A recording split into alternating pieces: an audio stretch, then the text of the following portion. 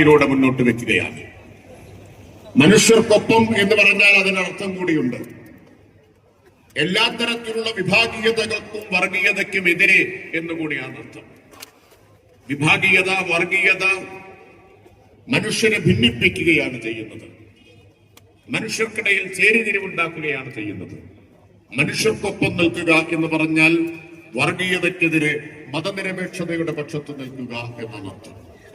ഞാൻ ഈ സമ്മേളനം ഉദ്ഘാടനം ചെയ്യാൻ ഇവിടെ നിൽക്കുന്നത് കേരളത്തിൽ ഇടതുപക്ഷ ജനാധിപത്യ മുന്നണി ഗവൺമെന്റിന്റെ ഒരു മന്ത്രി എന്ന നിലയിൽ കൂടിയാണ്. ആ ഗവൺമെന്റിന്റെ ഒരു പ്രതിനിധി എന്ന നിലയിൽ കൂടിയാണ്. അതുകൊണ്ട് എനിക്ക് നിസ്സംശയം പറയാൻ കഴിയും, ഈ മുദ്രാവാക്യവുമായി താതാത്മ്യപ്പെടുന്ന ഒരു ഗവൺമെന്റാണ് ഇന്ന് കേരളത്തിൽ അധികാരത്തിലിരിക്കുന്നത്. ജാതിക്കും മതത്തിനും എല്ലാ വിഭാഗീയതകൾക്കും അതീതമായി മനുഷ്യർക്കൊപ്പം നിൽക്കുന്ന ഒരു ഗവൺമെന്റിന്റെ പ്രതിനിധിയായിട്ടാണ് മനുഷ്യർക്കൊപ്പം എന്ന മുദ്രാവാക്യം ഉയർത്തി നിങ്ങൾ നടത്തുന്ന മഹത്തായ കേരള യാത്രയെ അഭിവാദ്യം ചെയ്യാൻ ഞാൻ ഇവിടെ ചേർന്നിട്ടുള്ളത്. മനുഷ്യർക്കൊപ്പമാണ് ഗവൺമെന്റ്, കേരളത്തിലെ ഗവൺമെന്റ് നിൽക്കുന്നത്. കേരളത്തിന്റെ പ്രത്യേകത മനുഷ്യരെ എല്ലാവരെയും തുല്യമായി കാണുന്ന, മനുഷ്യരുടെ പ്രശ്നങ്ങളെ കാണുന്ന, മാനവികത ഉയർത്തിപ്പിടിക്കുന്ന ഒരു സമൂഹമാണ് ഈ കേരളം എന്നതാണ്. ആ സവിശേഷത നിലനിർത്താൻ കഴിഞ്ഞ 10 കൊല്ലമായി കേരളത്തിന് കഴിഞ്ഞിട്ടുണ്ട്. കഴിഞ്ഞ 10 കൊല്ലത്തിന്റെ പ്രത്യേകത ഇന്ത്യ ഏറ്റവും കലുഷിതമായ കാലയളവായിരുന്നു കഴിഞ്ഞ 10 കൊല്ലം എന്നതാണ്. ഏറ്റവും കലുഷിതമായ കാലയളവ്. വർഗീയ സംഘർഷങ്ങൾ, കൂട്ടക്കൊലകൾ, വംശഹത്യകൾ, വർഗീയമായ ചേരിതിരിവുകൾ, ഇതെല്ലാം സർവ്വസാധാരണമായി മാറിയ ഈ കഴിഞ്ഞ ദശകത്തിൽ കേരളത്തിന് തല ഉയർത്തി ഇന്ത്യയിൽ നിൽക്കാൻ കഴിയുന്ന അഭിമാനകരമായ ഒരു നേട്ടമുണ്ട്. ഈ 10 കൊല്ലത്തിനിടയിൽ ഒരു വർഗീയ സംഘർഷം പോലും ഉണ്ടായിട്ടില്ലാത്ത ഇന്ത്യയിലെ ഏക സംസ്ഥാനം ഈ കേരളമാണ് എന്നത് അഭിമാനത്തോടുകൂടി തന്നെ നമുക്കെല്ലാം പറയാൻ കഴിയുന്ന കാര്യമാണ്. അത് ഗവൺമെന്റിനും ഏറെ അഭിമാനമുള്ള കാര്യമാണ്. ഈയിടെയാണല്ലോ റിപ്പോർട്ട് പുറത്തു വന്നത്. എല്ലാ സംസ്ഥാനങ്ങളിലും വർഗീയ സംഘർഷങ്ങൾ ഉണ്ടായപ്പോൾ ഒരു വർഗീയ സംഘർഷം പോലും ഉണ്ടാവാത്ത ഒരു സംസ്ഥാനം കേരളമാണ്. ഏതൊരു കാലത്താണെന്ന് ഓർക്കണം. ഇന്ത്യയിൽ വർഗീയ സംഘർഷങ്ങൾ പതിവായി മാറിയ ഒരു കാലത്ത്, വർഗീയ ചേരിതിരിവ് സാധാരണമായി മാറിയ ഒരു കാലത്ത് ഒരു വർഗീയ സംഘർഷം പോലും ഇല്ലാതെ മതനിരപേക്ഷ കേരളത്തെ, മനുഷ്യരുടെ കേരളത്തെ കാത്തു സൂക്ഷിക്കാൻ കഴിഞ്ഞു എന്നുള്ളത് അഭിമാനകരമായ ഒരു കാര്യമാണ്.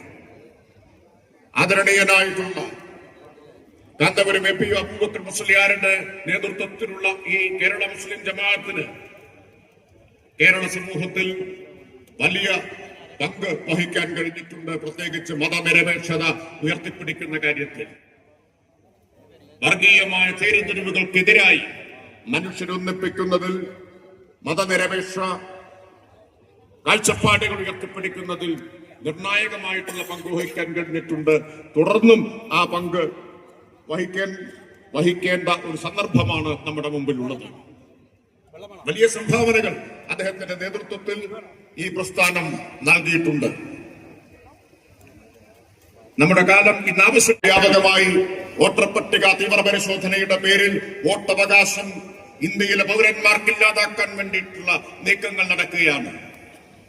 ഇത് കുറച്ചു കാലം മുമ്പേ തുടങ്ങിയതാണ്. പല രീതിയിൽ പണ്ട് രാജസ്ഥാനിലും ഹരിയാനയിലുമെല്ലാം വീട്ടിൽ ശൗചാലയമില്ലാത്തവർക്ക് വോട്ട് കൊടുക്കാൻ പാടില്ല എന്നൊരു നിർദ്ദേശവുമായിട്ട് മുന്നോട്ട് വരികയുണ്ടായി. ഇപ്പോഴിതാ എല്ലാം മറയും നീക്കി വോട്ടവകാശത്തെ ഇല്ലാതാക്കാൻ വേണ്ടിയിട്ടുള്ള ശ്രമം നടക്കുകയാണ്. കഴിഞ്ഞ ദിവസം നമ്മൾ കണ്ടത് ഇന്ത്യയുടെ അഭിമാനമായ നൊബേൽ സമ്മാന ജേതാവ് അമർത്യ സെൻ. ആ അമർത്യ സെന്നിനോട് ഇലക്ഷൻ കമ്മീഷൻ ഹിയറിംഗിന് ഹാജരാവാൻ ആവശ്യപ്പെട്ടിരിക്കുന്നു. അദ്ദേഹം ഇന്ത്യക്കാരനാണെന്നും വോട്ടർ പട്ടികയിൽ പേരുള്ള ആളാണെന്നും അദ്ദേഹത്തിന്റെ അച്ഛനമ്മമാരുടെ വിവരങ്ങളുമൊക്കെയായി. വയസ്സ് 94 അമർത്യ സെന്നിന്. അമർത്യ സെന്നിന്റെ പേര് ഇന്ത്യയുടെ വോട്ടർ പട്ടികയിൽ ഉണ്ട് എന്നത് ഈ രാജ്യത്തിന് ഒരു ബഹുമാനമാണ്, ഒരു അംഗീകാരമാണ്, ഒരു ബഹുമതിയാണ്. അദ്ദേഹത്തോട് വരാൻ പറഞ്ഞിരിക്കുകയാണ് ഹിയറിംഗ് നടത്താൻ. മുഹമ്മദ് ഷമി ഇന്ത്യൻ ക്രിക്കറ്റ് ടീമിന്റെ മൂർച്ചയേറിയ ഫാസ്റ്റ് ബൗളർ, എത്രയോ വിജയങ്ങളിലേക്ക്, ലോകകപ്പ് വിജയത്തിലേക്ക് വരെ ഇന്ത്യൻ ക്രിക്കറ്റ് ടീമിനെ നയിച്ച രാജ്യത്തിന്റെ അഭിമാനമായിട്ടുള്ള fast bowler cricketer Muhammad Shami, അദ്ദേഹത്തിനോട് ഹിയറിംഗിന് വരാൻ പറയുകയാണ്, രേഖകളുമെല്ലാമായിട്ട് വോട്ടവകാശം തെളിയിക്കാൻ വേണ്ടിയിട്ട്. ഇതാണ് ഈ രാജ്യത്ത് നടക്കുന്നത്. അത്തരമൊരു കാലത്ത് കേരളത്തിലെ LDF ഗവൺമെന്റ് ഇന്ത്യയിൽ മറ്റൊരു ഗവൺമെന്റും എടുത്തിട്ടില്ലാത്ത ധീരമായിട്ടുള്ളൊരു തീരുമാനമെടുത്തിട്ടുണ്ട്. ഈ നാട്ടിലെ ഓരോ വോട്ടറുടെയും വോട്ടവകാശം സംരക്ഷിക്കുമെന്നുറപ്പ് ഗവൺമെന്റ് വരുത്തും എന്ന തീരുമാനം എടുത്തിട്ടുണ്ട്. അതിനുവേണ്ടി വില്ലേജ് അടിസ്ഥാനത്തിൽ ഹെൽപ്പ് ഡെസ്കുകൾ ആരംഭിക്കാൻ തീരുമാനിച്ചിരിക്കുകയാണ്. വില്ലേജ് അടിസ്ഥാനത്തിലാണ് ഹെൽപ്പ് ഡെസ്കുകൾ. ഒന്നുകിൽ വില്ലേജ് ഓഫീസ് കേന്ദ്രീകരിച്ച്, അവിടെ സൗകര്യമില്ലെങ്കിൽ സർക്കാർ കണ്ടെത്തുന്ന ഒരു സ്ഥലം ഉപയോഗിച്ചുകൊണ്ട് ഹെൽപ്പ് ഡെസ്കുകൾ. കാരണം ഒരാളുടെയും വോട്ടർ പട്ടികയിൽ നിന്ന് SIR-ന്റെ പേരിൽ വെട്ടിനീക്കപ്പെടില്ല എന്നുറപ്പാക്കേണ്ടത് സർക്കാരിന്റെ ഉത്തരവാദിത്വമായി സർക്കാർ ഏറ്റെടുക്കുകയാണ്. ബഹുമാനപ്പെട്ട മുഖ്യമന്ത്രി പറഞ്ഞത്, വോട്ടർ പട്ടിക പരിശോധനയ്ക്കും ഹിയറിംഗിനും ആവശ്യമായിട്ടുള്ള ഏത് രേഖയും സൗജന്യമായിട്ട് കൊടുക്കണം എന്ന നിർദ്ദേശം ബഹുമാനപ്പെട്ട മുഖ്യമന്ത്രി നൽകിക്കഴിഞ്ഞിരിക്കുകയാണ്. സർക്കാർ റവന്യൂ വകുപ്പിന് ബന്ധപ്പെട്ട വകുപ്പുകൾക്ക് നൽകിക്കഴിഞ്ഞിരിക്കുകയാണ്. ഹിയറിംഗിന് ആവശ്യമായ ഏത് രേഖയും സൗജന്യമായിട്ട് കൊടുക്കണം എന്നതാണ്. ഒരു കാര്യം കൂടി പറയാൻ ആഗ്രഹിക്കുന്നു. ഇന്ത്യയിൽ ആദ്യമായിട്ടാണ് ഒരു ഗവൺമെന്റ് ഇങ്ങനെ ഹെൽപ്പ് ഡെസ്കുകൾ ആരംഭിക്കുന്നത്. മറ്റൊരു കാര്യം, പൗരത്വത്തെക്കുറിച്ചും ഇന്ന് ആശങ്കകൾ ഉണ്ടായിക്കൊണ്ടിരിക്കുകയാണ്. അത്തരമൊരു കാലത്ത് ഇന്ത്യയിൽ ആദ്യമായിട്ടൊരു ഗവൺമെന്റ് തീരുമാനിച്ചിരിക്കുന്നു, അത് കേരളത്തിലെ LDF ഗവൺമെന്റ് ആണ്. ഇനി പൗരത്വത്തെക്കുറിച്ച് ആശങ്കപ്പെടേണ്ട കാര്യമില്ല.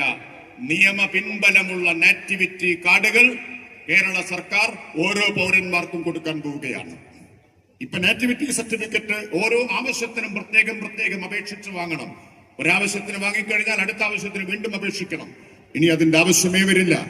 ഒരു നേറ്റിവിറ്റി കാർഡ്, നിയമപിൻബലമുള്ള നേറ്റിവിറ്റി കാർഡ് എല്ലാ പൗരന്മാർക്കും ഏതാവശ്യത്തിനും അവർക്കത് ഉപയോഗിക്കാം.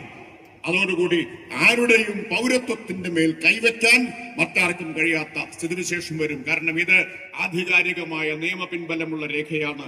അതിന് നിയമനിർമ്മാണം നടത്താൻ ഒരുങ്ങുകയാണ് സംസ്ഥാന സർക്കാർ. എങ്ങനെയാണ് കേരളത്തിലെ LDF സർക്കാർ ബദലായിത്തീരുന്നത് ഇന്ത്യയിൽ എന്നാണ് ഇതെല്ലാം കാണിക്കുന്നത്. വികസനത്തിന്റെ കാര്യത്തിൽ മാത്രമല്ല, മതനിരപേക്ഷ നിലപാടുകൾ ഉയർത്തിപ്പിടിക്കുന്നതിലും എങ്ങനെ ഈ ഗവൺമെന്റ് ബദലായിത്തീരുന്നുവെന്നും എങ്ങനെ ഈ ഗവൺമെന്റ് മനുഷ്യനെ മുഴുവൻ ഒന്നായി കാണുന്നു എന്നതിന്റെയും തെളിവാണ്. അതുകൊണ്ട് മനുഷ്യർക്കൊപ്പം എന്ന കേരള മുസ്ലിം ജമാഅത്തിന്റെ ഈ മുദ്രാവാക്യത്തോട് ആദരണീയനായ കാന്തപുരം AP അബൂബക്കർ മുസ്ലിയാർ നയിക്കുന്ന ഈ കേരള യാത്രയോട്, അതിന്റെ സന്ദേശത്തോട്, അതിന്റെ മുദ്രാവാക്യത്തോട് ഞങ്ങൾക്ക് ഐക്യപ്പെടാൻ ഏറ്റവും എളുപ്പത്തിൽ കഴിയും എന്ന് പറഞ്ഞുകൊണ്ട് ഈ മഹാസമ്മേളനത്തെ ഹൃദയപൂർവ്വം അഭിവാദ്യം ചെയ്തുകൊണ്ട് ഞാൻ എന്റെ വാക്കുകൾ നിർത്തുന്നു. എല്ലാവർക്കും സ്നേഹാഭിവാദനങ്ങൾ.